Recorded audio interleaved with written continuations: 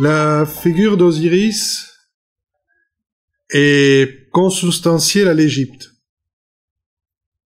Probablement, c'est la divinité avec Ré, qui apparaît toujours dans les... faire les mots croisés, la plus connue du profane, avec Isis. Les Égyptiens ont réussi, avec la figure symbolique d'Osiris, à perpétuer un émetteur de sagesse, un véhicule de sagesse, qui est arrivé pendant 5 millénaires à rester presque vivant. Pour un dieu de mort, en apparence, c'est exceptionnel. Et il est peu connu en réalité de l'Occident, parce qu'il est resté toujours comme le juge de mort et une momie éternelle. Mais derrière Osiris se trouve une sagesse importante pour comprendre les mystères des transformations et transmutations de l'univers, mais aussi de la nature humaine. En une heure, il est difficile d'aborder tous les aspects, mais nous allons essayer d'ébaucher quelque chose pour voir si ça pourrait être utile pour nous, humains du XXIe siècle, la sagesse qui est portée par ce mythe vivant qui est Osiris. Donc, comme je fais écrire dans le tableau, Osiris ne s'appelait pas Osiris chez les Grecs, chez les Égyptiens, mais Osir ou Osiris. Il en a en fait plusieurs traductions, mais la plus simple est celui qui est puissant. Il s'écrit en hiéroglyphe, je vous l'écris en bas du mot Osir, avec un œil et un trône, un siège, qui est le trône d'Isis. En fait, il occupe le siège du pouvoir. Il est la puissance du trône. Au départ, Osiris est avant tout le dieu de la transmission du pouvoir royal. Tout le mythe osiriaque que vous avez entendu parler, avec Horus qui est son fils, qu'il a dans l'au-delà avec Isis, ses combats avec une force terrible et difficile à contrôler qui est Seth, figurent en réalité les mystères de comment on transmet le pouvoir d'une génération à une autre. Et c'est de grande actualité, puisque lorsque les générations ne savent plus transmettre leur pouvoir, leur sagesse, les nouvelles générations sont dépossédées. Les acquis se perdent, les civilisations peuvent tomber. Et probablement cette plurimillénaire préoccupation des Égyptiens, au moins déjà au 4e millénaire, d'assurer la transmission d'une génération à une autre, et pas simplement d'un roi à un prince, qui symbolise tout ce jeu-là, explique probablement pourquoi l'Égypte a duré autant de millénaires, malgré les changements dans leur histoire, géographie et autres. C'est donc un être de transmission entre ce qui est visible et invisible. Oui, parce que ce n'est pas n'importe quelle transmission. Un roi est mort, on disait dans l'Ancien Régime, vive le roi. C'est-à-dire, le roi passe à l'invisible, et de l'invisible surgit un nouveau. Le pouvoir d'Osiris est celui de pouvoir transmettre de l'invisible des réalités puissantes qui peuvent transformer, régénérer le monde visible. Donc cette transmission se fait à travers des cycles d'existence, dans lesquels il faut accepter d'aller vers l'invisible pour obtenir la revitalisation nécessaire dans les plans visibles. Vous me direz, mais de quoi il parle, c'est bizarre. C'est probable. Mais je pense que vous pouvez comprendre. Quand véritablement nous sommes face à une crise ou une difficulté, et que les choses ne peuvent pas se résoudre comme on a l'habitude, on est obligé de mourir à des certitudes. Laisser tomber des connaissances qu'on pensait totalement durables et fixes, et nous replonger dans les profondeurs pour chercher dans un ailleurs ce qui peut nous apporter, ce qui pourrait nous apporter les clés pour réinterpréter ce qu'on vit et de résoudre les épreuves de l'existence. Ce plongeon à l'intérieur de nous-mêmes est en fait un retour vers l'invisible, vers ce qui ne se voit pas, puisque tout ce qu'on voit ne nous sert plus comme repère et ne donne plus de solution. Donc on dit, je vais réfléchir, introspection, méditation, peu importe, mais on va dedans pour pouvoir mieux sortir dehors. Ça, c'est l'histoire du mythe, dans le mythe du plongeon, dans lequel soumet son frère Seth jaloux, selon le mythe, son frère idéal, et il le noie, il le fait plonger dans les eaux du Nil, dans son inconscient, dans les lieux de toutes les virtualités, pour qu'il puisse opter pour une capacité d'observer une dimension autre. Donc, il ne faut pas avoir peur de ce plongeon. Voilà ce qui nous dit le mythe. Parce que ces plongeons nous enlèvent un peu du quotidien et nous secouent énormément par rapport à nos repères temporels et spatials. Bon, voilà pour commencer l'histoire de la transmission et cet dialogue entre deux rives, visible et invisible, conscient et inconscient, dedans et dehors. Mais les noms d'Osiris sont vastes. Pour ça, on l'appelle celui qui préside sur son trône, siège de puissance, siège de l'œil. L'œil, pour les Égyptiens, est une sagesse. L'œil, vous avez vu que les Égyptiens ont un œil, un symbole djad, qui est un œil de faucon. Cet œil de faucon, qui n'est pas humain, même si parfois il apparaît dans les visages des momies ou des dieux, représente celui qui peut voir dans le lointain avec acuité. Il n'est pas facile de voir, parce que voir, c'est discerner. Et bon, mais on voit pas toujours. Ce n'est pas clair. Un être qui peut se placer dans le tronc de l'œil, ça veut dire que sa puissance est discernante. Osiris n'est pas un roi meurtrier, c'est pas le roi guerrier, c'est pas un être violent. Il est au contraire le Dieu bon.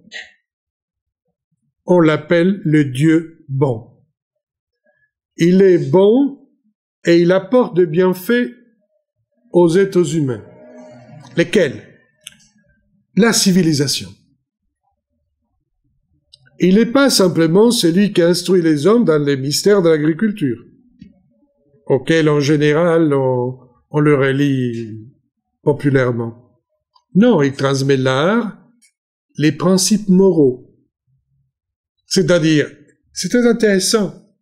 parce que les Égyptiens n'étaient pas des moralisateurs. Leurs commandements ne sont pas des commandements qui disent « tu dois pas faire ceci, tu dois pas faire cela ». Non, leurs, entre guillemets, commandements sont une réflexion dans laquelle chaque individu doit dire « je n'ai pas fait ceci ». C'est pas la même chose. Je n'ai pas fait un homicide, je n'ai pas trompé ma femme. Bref, je n'ai pas, ça veut dire j'ai pris la responsabilité par moi-même de ne pas faire ceci. Donc, l'action pour un Égyptien d'ordre moral est un acquis de conscience. Et les principes moraux osiriaques sont une purification de l'esprit, à tel point que lorsqu'un prêtre rentre dans le temple, il récite devant chaque porte au seuil qu'il traverse ce qu'on appelle la confession négative, c'est-à-dire « je n'ai pas fait ceci, cela », qui sert déjà de formule de purification, c'est-à-dire « je vis en conscience ». Voilà la démarche. Donc, et c'est dans ce sens-là qu'il est le Dieu bon. Alors, ce qui est intéressant, c'est que c'est Dieu bon. Tout le monde s'agite autour de lui, mais lui, apparemment, ne fait rien. C'est un être bon que tout le monde veut sauvegarder, parce qu'en apparence, il est toujours en équilibre, mais toujours menacé. Et je vais essayer de m'expliquer. Pour les Égyptiens, l'harmonie est la quête fondamentale. Et il la représente dans la posture même d'Osiris, que vous connaissez, puisque vous avez vu ce personnage qui croise les bras sur son plexus. En croisant ses bras, il porte deux instruments, deux outils. Un crochet, qui est en fait un bâton de berger, qui représente les forces de préservation de la vie et de l'attraction. Et de l'autre côté, il y a un fouet, qui représente l'esprit de combat pour défendre l'harmonie et la paix. Parce que c'est une paix active. C'est une harmonie active. Parce que pour eux, à chaque instant, ce qu'on croit acquis peut être défait. Et là-dessus, à mon avis, ils se sont pas trop trompés. Et il explique que cette double force d'attraction et répulsion exige pour la manier d'être capable de la croiser et parvenir à une harmonie des contraires. Pour eux, ces deux forces ne doivent pas être traitées d'une façon dualiste, l'une contre l'autre. Mais il faut apprendre à les croiser et à intégrer donc la complémentarité de l'attraction et la répulsion. Vous voyez? Et ça, c'est tout un programme. Parce que ceci est en train de nous dire, du point de vue philosophique, que nous devons accepter la contradiction de l'existence, l'impermanence de l'existence, mourir aux certitudes pour continuer à procréer certaines vérités. Ça, c'est le programme d'Osiris. Je pense donc que cette idée d'apprendre à manier le crochet, le fouet croisé sur le cœur, sur le plexus, est un bon programme. Mais ce qui implique apprendre à mourir. Parce que petit truc, c'est ça. Apprendre à mourir pour vivre. On ne vit pas à n'importe quel prix d'une façon harmonieuse. Il y a, disent les Égyptiens, à laisser toujours quelque chose. C'est pas gratuit. Ceci, dans le mythe, est évoqué par plusieurs choses. Une agression d'un crocodile qui lui mange une jambe. Et alors, notre Osiris devient monopode. Mais en étant monopode, il ne marche plus sur la dualité. Il s'est libéré de la dualité, du damier de la dualité, du noir et blanc. Il est au milieu, il est entre les deux. Ce que signifie sa posture verticale et son linceul. Nous devons toujours laisser quelque chose de nous pour avancer. En général, des choses qu'on considérait précieuses à un moment donné, mais qui finalement ne l'étaient pas autant. Dans toute les rites initiatiques, il y a toujours des coupures de cheveux, des pertes de quelque chose, qui signifie le sacrifice, le don, et en même temps, le fait qu'il y avait des choses qu'on croyait importantes qui ne l'étaient pas. Notre attachement aux choses est très sévère, et c'est pour ça qu'il nous est difficile de nous en défaire des choses, et c'est comme ça qu'on apprend à mourir et à renaître. C'est un long cheminement d'allègement. Oui. On s'encombre de beaucoup de choses et petit à petit, on apprend à s'alléger. Et cet apprentissage de l'allègement intérieur est la voie osirienne.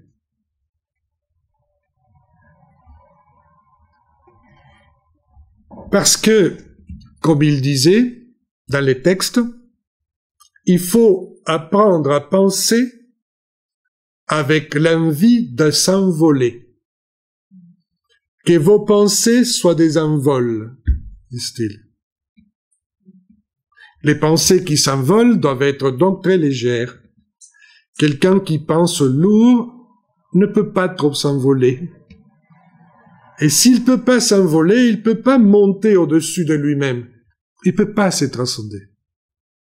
Il ne pourra pas se dépasser. Les Égyptiens donnent une énorme importance à ce qu'on pense.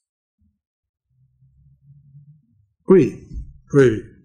Et à ce qu'on fait. Bien entendu. Mais ils disent qu'il faut démarrer par une conversion de la pensée, qui produit ensuite une mutation dans les comportements.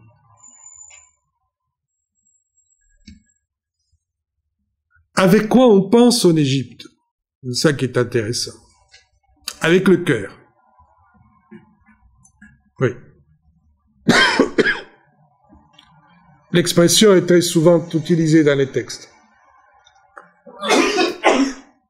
Apprendre à penser avec son cœur. Et par conséquence, agir avec son cœur.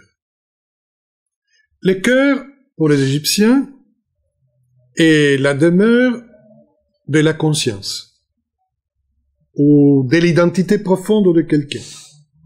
Il y a un rebut, le cœur métaphysique de quelqu'un, pas le cœur muscle. Ils ont deux mots. Un mot pour le muscle, happy, et un mot pour le cœur, donc je veux vous parler, qui a les fonctions des mémoires, d'attention, d'imagination. Vous voyez, c'est un drôle de cœur. Et c'est un cœur qui ressent, qui est sensible. Mais il n'est pas simplement le cœur sensible, vous voyez. Il peut avoir le passé, l'expérience, mais il peut aussi avoir la possibilité de se projeter ailleurs et plus loin. Ça, c'est le vase qui est la demeure Ab, s'appelle le mot, du bas. Un petit oiseau, représenté au hiéroglyphe, qui a le visage de chacun. Mais, justement, cette identité profonde a une capacité. Ils l'ont représenté volatile parce qu'il peut relier ciel et terre. Notre identité profonde peut voyager entre le ciel et la terre. Quand on active cette identité profonde, c'est-à-dire le bas de quelque chose, de quelqu'un ou d'un Dieu, la connexion entre ciel-terre, entre invisible et visible se met en place, et alors la conscience acquiert sa véritable mobilité. Parce que le problème, c'est la mobilité de la conscience. D'une part, il faut qu'elle soit centrée, et d'une autre part, il faut qu'elle soit mobile. Pour pouvoir monter et descendre. Vous voyez, c'est un drôle de... Nous, en général, notre mobilité des consciences est horizontale. Ça s'appelle dispersion. Et dans le meilleur des cas, fantaisie. Mais le problème du régime fantaisie et du régime dispersion, c'est qu'ils travaillent en boucle horizontale. L'imagination travaille en boucle verticale. Parce que quand on imagine, on peut créer. Donc on peut relier une pensée supérieure, quelque chose d'intéressant, à une action qui devienne un objet, une œuvre, quelque chose d'intéressant. Et c'est la boucle verticale, la boucle d'Osiris.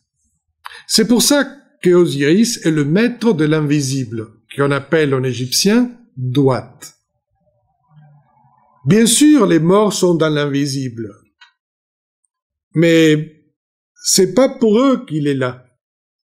Il est là pour protéger le monde invisible.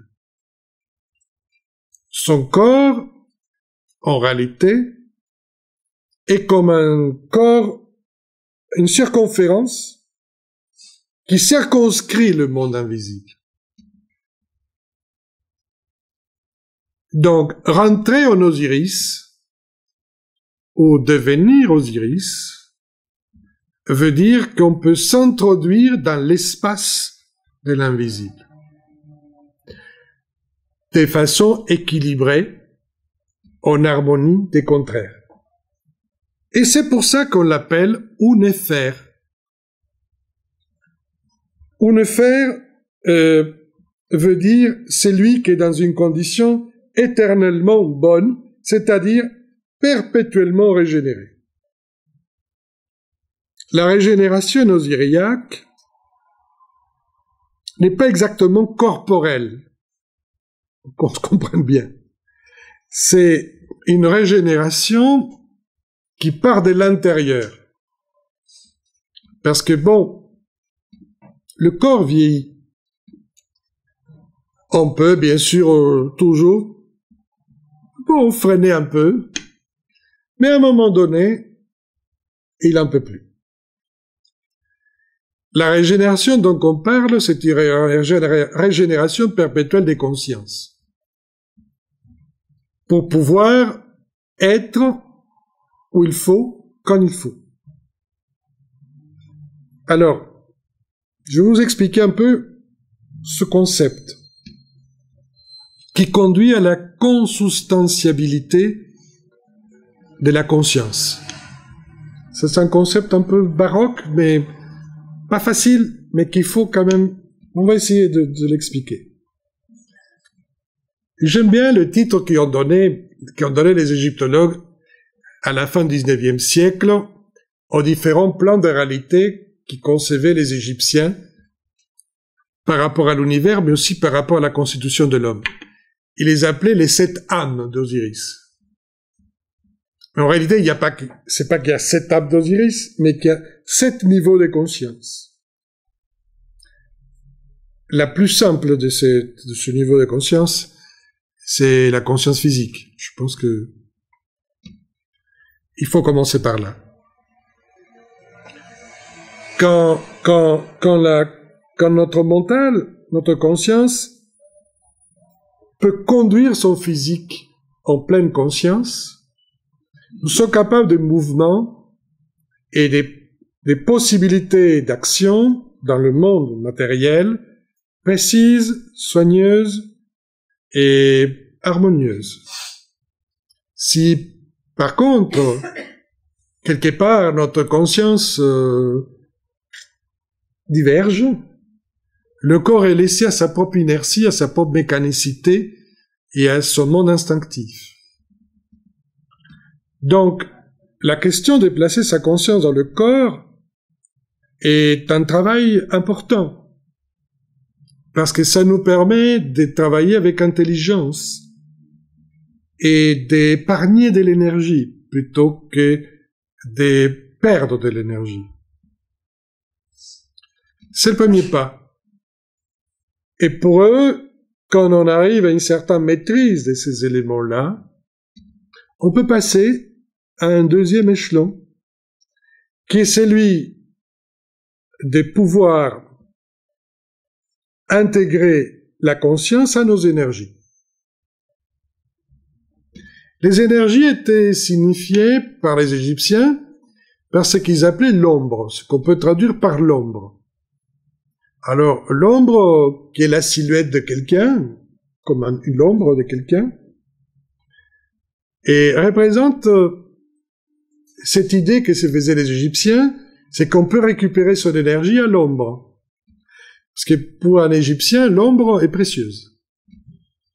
L'ombre protège de la chaleur, de l'attaque solaire, et ça rafraîchit. Donc, pouvoir développer son ombre, c'est d'une certaine façon avoir une énergie régénérante. Et là, c'est une autre mutation. On vient de faire pas mal déjà, puisqu'on vient de relier tout ce qui est somatique. Vous voyez? Alors après, il y a un seuil plus difficile, qui est la possibilité de passer du plan physique au biologique, au énergético-corporel, aux énergies génératrices et psychiques qui sont en nous, qui peuvent être source de stabilité, de protection, si on est bien armé, ou des déstabilisations et des déséquilibres.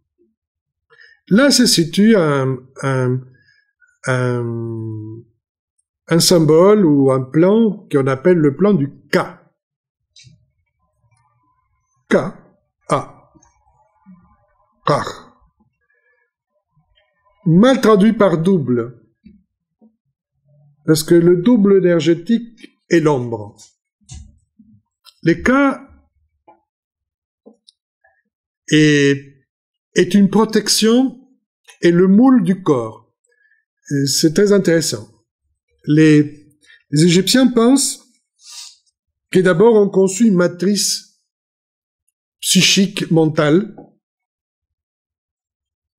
qui va se remplir des matériaux objectifs et qui donnera le corps. Donc, on voit souvent le dieu potier, Khnum, en train de faire deux corps simultanément. Le physique et le K, qui est sa matrice. Si quelque chose ne fonctionne pas dans le physique, c'est que c'est le K qui a un problème. Et le corps le manifeste. Il y a deux façons de faire de la médecine alors pour les Égyptiens. Travailler sur le corps ou sur le K. Quand on ne peut plus travailler sur le K ou que le K ne parvient pas à se connecter correctement avec le robot biologique, on passe son K. On meurt. C'est comme ça qu'on dit. Il a passé son K. Il n'y a pas de mot mort en Égypte, dans le sens d'arrêter toute activité. Dans l'Égypte, il y a toujours des passages. Le premier grand passage, c'est avec le K. Mais on peut aussi utiliser son K de son vivant. Parce que où passe-t-il le K? Mais dans le monde de l'au-delà. Donc, si le cas est bien composé, il peut entrer en contact avec ce monde invisible, charger d'énergie de l'invisible son cas, et donner davantage de potentialité à ce qui est manifesté. C'est pour ça que dans certains textes, beaucoup de textes, on dit « Je t'apporte des offrandes de la nourriture, je te donne du cas » aux morts, mais aussi à la divinité, ou tout simplement, c'est ce qu'on fait lorsqu'on s'embrasse. Le hiéroglyphe du cas, c'est son deux bras levés, mais aussi en accolade. Quand on s'embrasse, on transfère une énergie. Oui, oui. Vous pouvez l'essayer. Et vous verrez que ça marche. Bon, il faut essayer d'être bien, quoi. Hein. Dans ce que vous allez transférer. En général, quand on s'embrasse, c'est parce qu'on s'aime bien. Mais on ne sait jamais. On ne sait jamais. Mais en tout cas, cette idée d'embrasser, donc de pouvoir accueillir quelque chose d'autre que soi, est le grand pas premier pour les transformations. Et ça, nous ne pouvons le faire de notre vivant. Ça va? Donc, à ce moment-là, la conscience n'est plus portée par le corps, mais par son cas.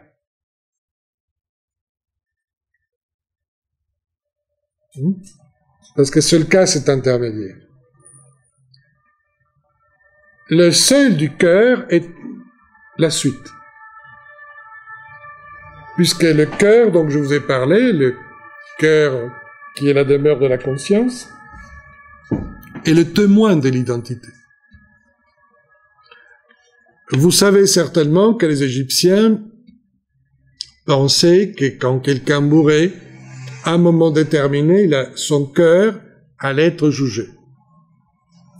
Et on voit la balance, avec d'un côté les hiéroglyphes du cœur métaphysique et pas du cœur physique, du vase qui tient la conscience, et de l'autre, la plume de la justice, de la Mahat.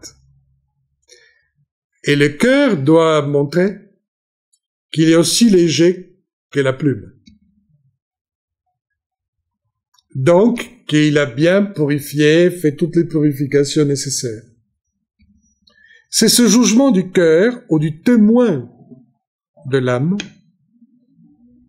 parce que le cœur est celui qui permet d'agir ici. Vous comprenez? Donc c'est lui qui témoigne.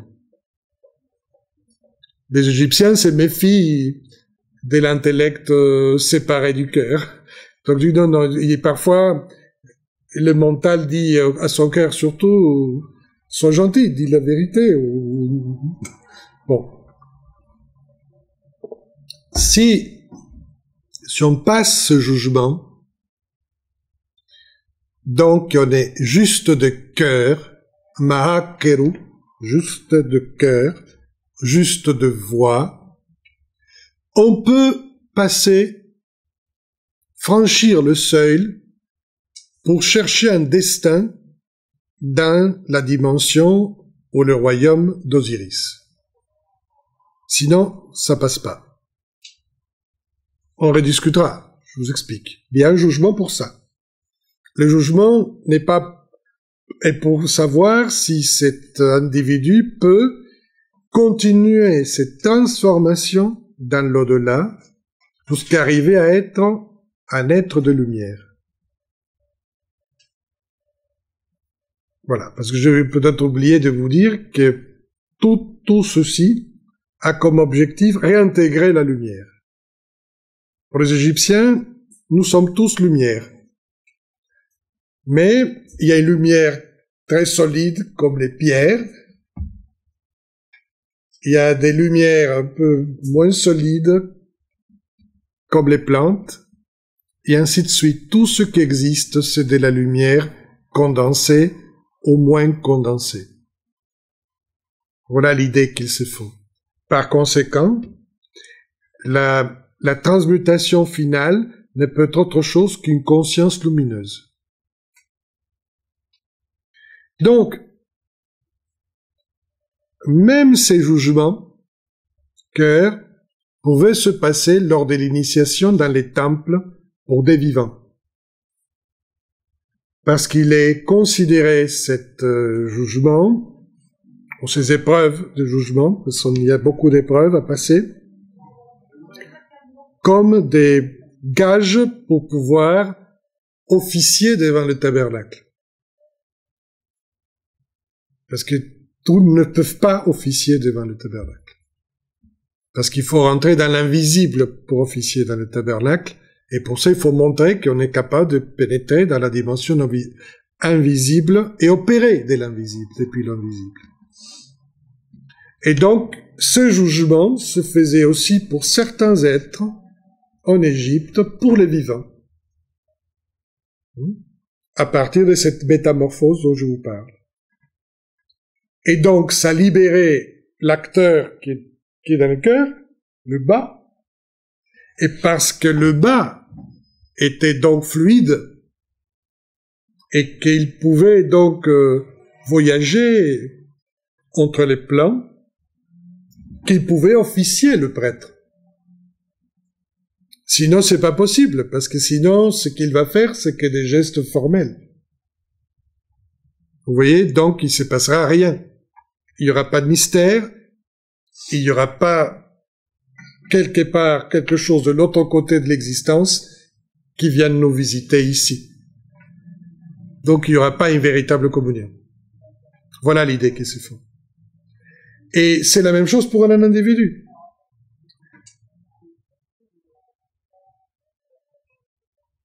Dans ces cas-là, la conscience se situe beaucoup plus loin, vous voyez, au niveau du bas.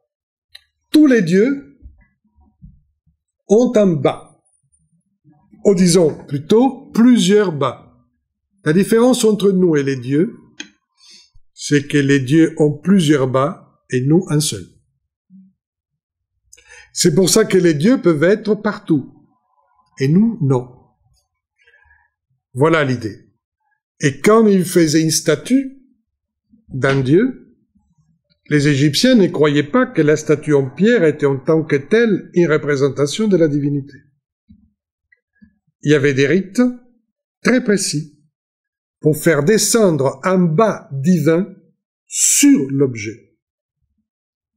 Tous les statues que vous voyez en Égypte n'ont pas été consacrées comme des statues lumineuses ou vivantes. Les uniques statues qui étaient consacrées sont en fait de toutes petites statues qui mesuraient probablement plus ou moins une coudée égyptienne ou un peu plus, c'est-à-dire 50 cm. Donc vous voyez, c'est pas les colosses, c'est pas un truc énorme. Et il reste très peu de ces statues, parce qu'évidemment, ce sont celles qui étaient les plus rapidement cassées, perdues, ou autres. Et c'est elles qui ont la charge du bas. Et c'est sur ces statues qu'on fait le culte, parce que ces statues font le lien entre l'esprit divin et la réalité humaine. Donc, quelqu'un qui doit s'approcher de la divinité doit avoir activé en lui son petit bas de son vivant. De son vivant. Ce qui implique certaines conditions de vie. Dans les temples égyptiens, il y avait deux sortes de prêtres. Les prêtres purs, qu'on appelait le Wab, qui sont les plus nombreux, des milliers et des milliers, et ils ne sont pas initiés. Et ils sont personnels des temples, administrateurs, artisans, et ils se baladent dans certains endroits. Et ils habitent même chez eux, en ville, et ils ont femme, enfants, tout va bien. Et ils font un service saisonnier. En général, beaucoup parmi eux font un service saisonnier, c'est-à-dire 4 mois. Une saison égyptienne, 4 mois. Vous voyez? Ça permettait aux gens donc d'avoir une instruction et de la répandre en ville. Vous voyez? Parce que bon, on discute de tous ces principes, etc. Mais il y avait un petit groupe des prêtres qui ne sortaient presque jamais du temple et qui habitaient dans les sanctuaires. à côté des grands sanctuaires. On a trouvé les quartiers d'habitation, et à Karnak, par exemple, de ces prêtres. Ce sont ce prêtre-là qui pouvait entrer à l'intérieur du temple et être proche du culte, si j'ose dire. Ils étaient des gens presque inconnus, très peu connus du public, très peu connus du public. C'est pour ça que je dis que ce sont des conditions de vie un peu monacales, que ce soit plus clair. Pour ça, ils ne sortaient pas. Et ils quittaient beaucoup de choses terrestres pour être dans ces domaines-là. La transfiguration importante dans la progression de la transubstantation de la conscience dans des substances de plus en plus subtiles. Le bas déjà est le plan de l'intelligence, qui est déjà pas mal. Il y a un autre plan, l'avant-dernier, qui s'appelle Ach, Wak, et qui est le plan lumineux.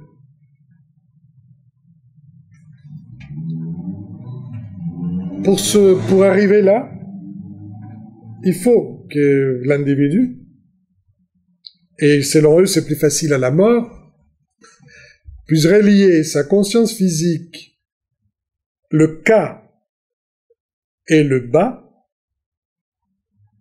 dans une métamorphose qui s'appellera le Ak. Donc, une conscience ou un plan lumineux, qui est le véritable stade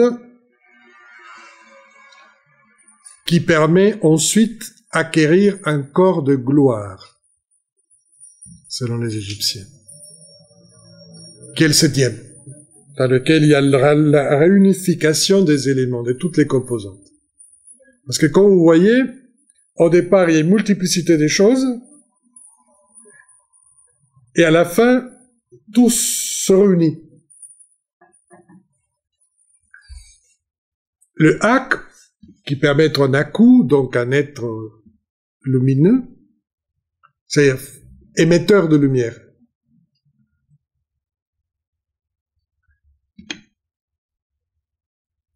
Est la condition pour pouvoir relier sa substance osiriaque avec sa spiritualité solaire. Ah.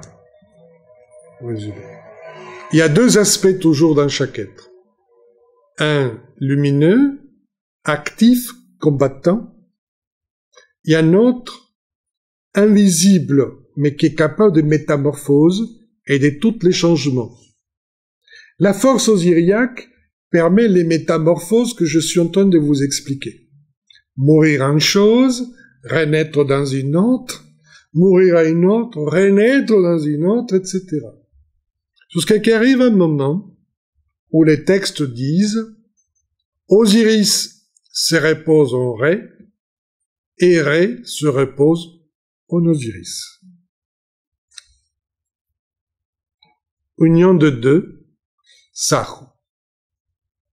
Ça s'appelle comme ça, c'est des mots barbares en égyptien, mais c'est pas grave. C'est-à-dire que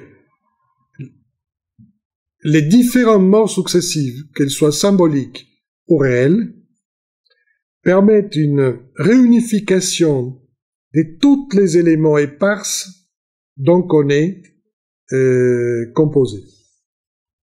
C'est ça le cheminement osiriaque. Un cheminement de réunification. Que ce soit dans la vie quotidienne, comme dans l'au-delà. Parce qu'ils expliquent la mort produit un syncope, et dans lequel tous les morceaux qui nous composent éclatent. Et pour ça, devant la balance, on voit tous ces morceaux que je viens de... Le corps physique, le cas, l'ombre, le bas, tout le monde est autour de la balance, attendant le jugement. Si le jugement du cœur est favorable, la réunification des composantes est possible. Voilà ce que ça veut dire. Si elle n'est pas favorable, l'éclatement des composantes va continuer, donc il va falloir recommencer. Voilà, sur net. Au boulot. Donc, c'est un cheminement d'unification de la conscience par le fait de transfigurer ou transformer progressivement les différents composants les uns dans les autres. Parce que là, on n'exclut rien, je ne sais pas si vous comprenez. On jette rien. On est en train de relier l'un à l'autre. C'est nous qui croyons qu'il faut séparer ou exclure. Et ça, c'est une partie du grand cheminement syriaque qui va donner donc cette idée de la stabilité du Dieu bon et non violent. Et c'est en ce sens-là qu'on peut dire qu'il donne la perpétuité des régénérations. Passons à une autre manière de voir la chose, avant de finir. Dans les mythes osiriaques, l'histoire, je vous la raconte très rapidement, c'est l'histoire du premier roi, du grand roi des dieux. Osiris est le fils aîné du ciel et de la terre. Pas mal? Sa naissance provoque l'émergence de la lumière et il préside à l'âge d'or du monde. Tout va bien. Tout se passe parfaitement. C'est trop bon. C'est-à-dire qu'il n'y a aucun changement. Osiris est marié à Isis, qui est la puissante, la magicienne, mais surtout cette qualité de la persévérance et la constance. Isis, c'est quelqu'un qui se rend jamais. C'est cette qualité de persévérer, de constance. Il y a des difficultés, on s'accroche, on y va. Et ça, c'est sa magie en réalité. Son frère, Seth, qui est son cadet, n'est pas vraiment content que ce soit Osiris qui préside le destin de l'univers et décide avec ses acolytes de lui tendre un piège et il lui organise une fête et comme cadeau pour ses 28 ans, il apporte un coffret de pierres fabuleuses et il dit, bon, mais celui qui va rentrer exactement dans ce coffret a le coffret. Évidemment, c'est seulement Osiris qui rentre parfaitement. Osiris est un géant. Et il mesure 16 coudées égyptiennes, c'est-à-dire 4 mètres et demi en gros. Nous sommes dans un monde de géants, de grandes puissances. Bon, dès qu'il rentre dedans, les acolytes, clac, ferment la boîte, c'est le premier sarcophage. La boîte de bijoux en bijouterie est le premier sarcophage. Et là, on le jette dans le Nil, en disant il va se noyer, liquidé. Seth peut demander à Atum, le plus ancien des dieux, de reprendre l'héritage d'Osiris. Voilà, en gros.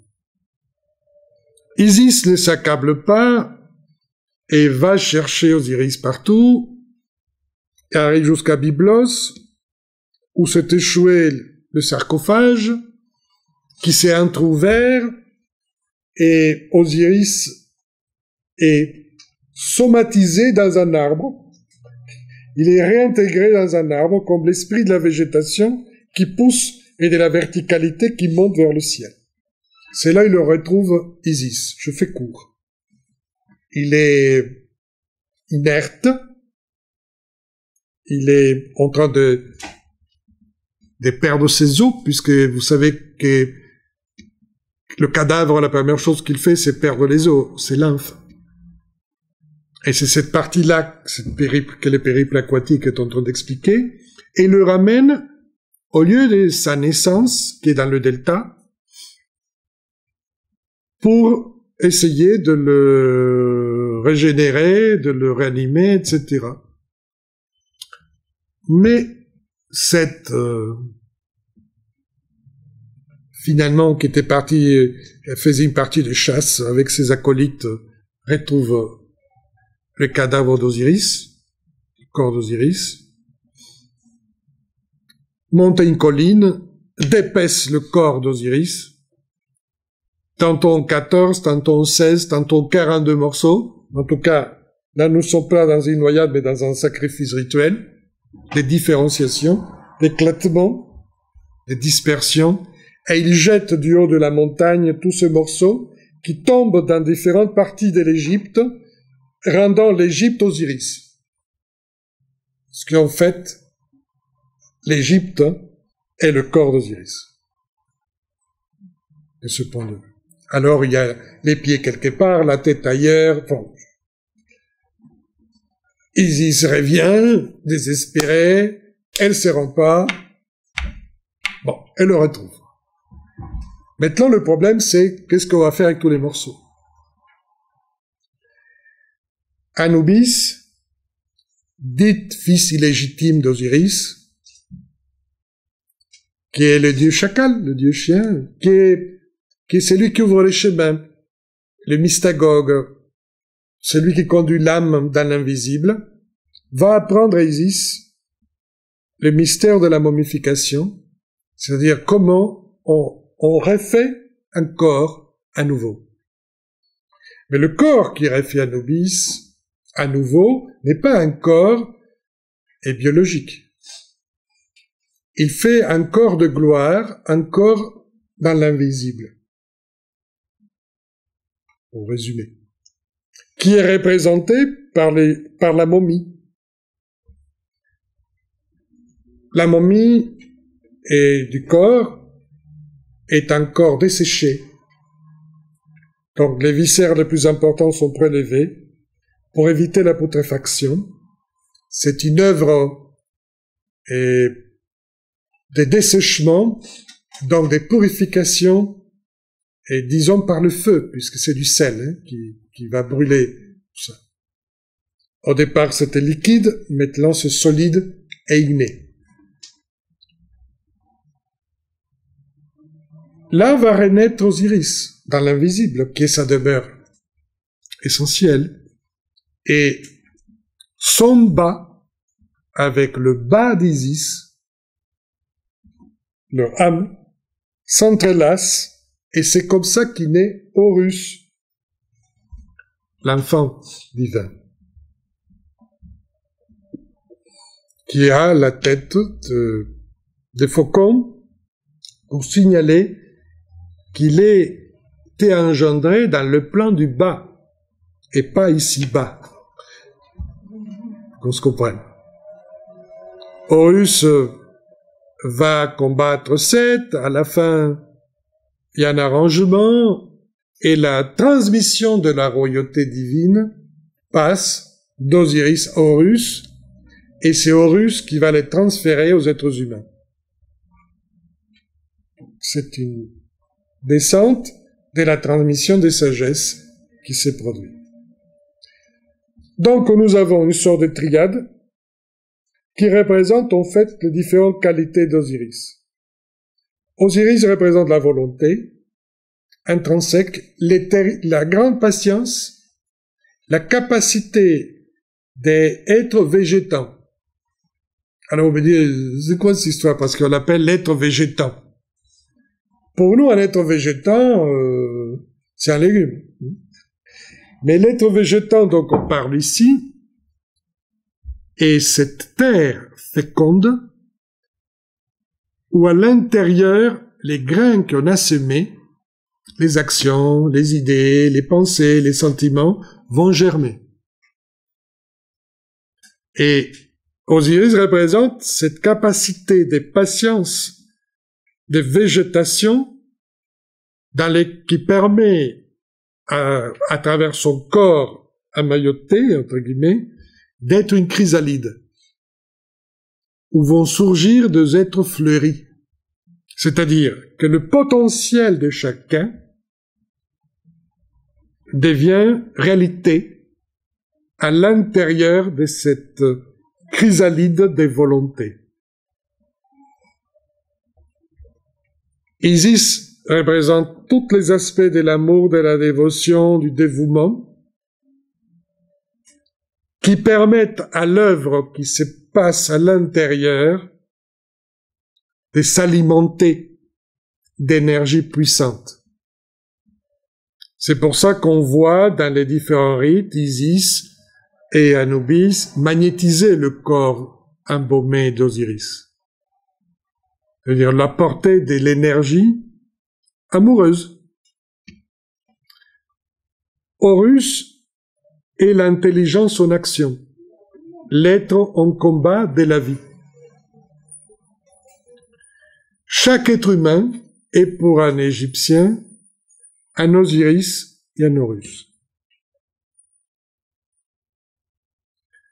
Quand on meurt, on est Osiris. Quand on renaît victorieux, on est Horus. Mais la dynamique est celle d'une même entité en réalité. Devant cette stabilité qui est dans le cycle osiriaque, il y a un circuit d'instabilité qui est menaçant à tout moment, qui est celui des Seth. Seth n'est pas le méchant du film, parce que quand même, il protège la proue de la barque du soleil, il est un guerrier, il est l'esprit du désert, il est la foudre, il est l'instabilité et les épreuves. C'est lui l'initiateur. En noyant Osiris, mais en apportant, parce que quand même il est malin, il ne le jette pas encore, il le met dans la boîte. Il offre la matrice des métamorphoses, qui est le sarcophage. C'est pas n'importe quel type de mort. C'est-à-dire, la mort est une mise en inertie de certains principes pour que d'autres principes s'actualisent. On rend passifs certains principes. Mettons, rendons passifs nos colères. Rendons passifs nos peurs. C'est génial, non? La passivité de la colère nous donnerait de la bienveillance. La passivité de la peur nous donnerait la confiance. C'est ça l'inertie ou la passivité qui est apportée et qui est à atteindre. Donc on rend passifs certains principes qui nous perturbent et nous déstabilisent pour rendre actifs d'autres qui ne parviennent pas à s'exprimer parce qu'ils sont broyés ou disons un peu télescopés par des choses plus immédiates qui nous perturbent beaucoup.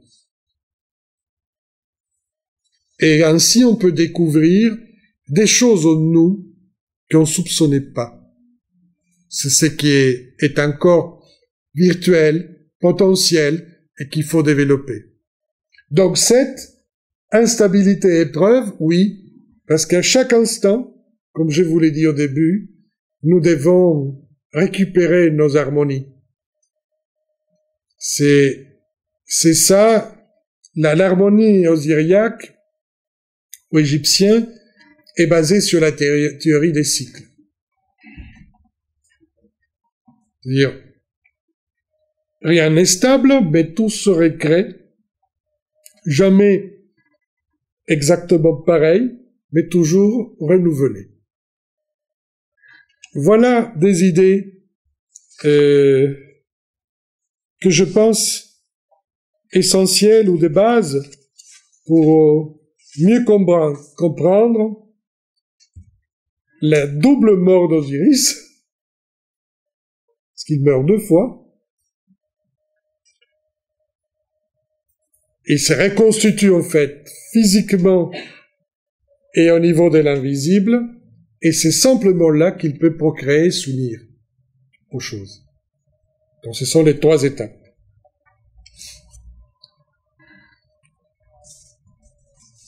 Je pense qu'avec ça, nous avons fait une introduction suffisamment riche pour nous, dans l'itinéraire osiriaque, et en sortant peut-être d'un certain terrain battu. Je vous propose une pause, et nous nous retrouvons, je sais pas, on va 25 minutes.